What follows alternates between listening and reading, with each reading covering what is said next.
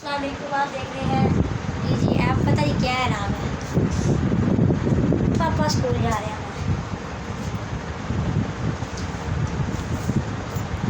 Okay मैं जा रहा हूँ, मुझे देर हो चुकी है अभी,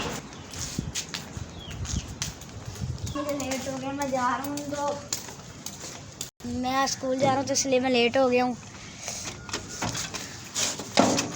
चलो बैठ जाओ पापा। तो गाइस पापा की चाबी अंदर रह गई है तो मुझे और देर हो जानी है। तो इस टाइम मैंने फुल देर हो चुकी है मुझे। अब चाबियाँ लेने गए हैं पापा, देखो कब आएंगे। तो अब चलने लगे हैं, पापा चलाने लगे हैं।